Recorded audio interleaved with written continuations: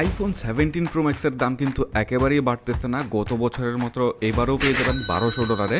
আর এই এক্সাইটিং খুবই বোল্ড একটা কালারে লঞ্চ হয়েছে আইফোন 17 প্রো ম্যাক্স।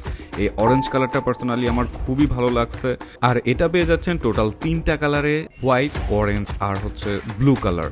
সো এইবারের টোটাল বডিটা কিন্তু ইনোভেডি অ্যালুমিনিয়াম ইউজ করা হয়েছে, যার কারণে ড্রপ রেসিস্ট্যান্টটা খুবই ভালো কাজ করে, পড়ে গেলেও ভাঙার সম্ভাবনা খুবই কম। আর ক্যামেরা সিস্টেমে কিন্তু অনেক ভালো আপগ্রেড আসছে, যেমন 3টা ক্যামেরায় এখন 48 মেগাপিক্সেল পাচ্ছেন। আর আইফোনে কিন্তু এখন আপনি ম্যাক্সিমাম 40x পর্যন্ত ডিজিটালি জুম করতে পারবেন, ছবি তুলতে পারবেন টোটাল 8টা ফোকাল লেংথে। আর ব্যাটারিটাও কিন্তু এবছর অনেক বড় করেছে, বিশেষ করে ইউএসএ মডেলগুলো যেটাতে শুধুমাত্র সিম থাকে, সেটাতে কিন্তু ব্যাটারি অনেক বেশি চার্জ ব্যাকআপ দিবে। অলমোস্ট সিঙ্গাপুর ভ্যারিয়েন্ট থেকে 2 ঘন্টা বেশি থাকবে।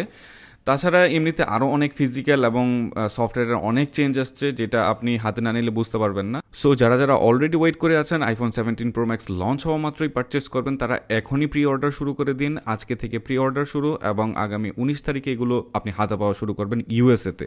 বাংলাদেশে আসতে আসতে হয়তো আরও কিছু সময় লাগতে পারে।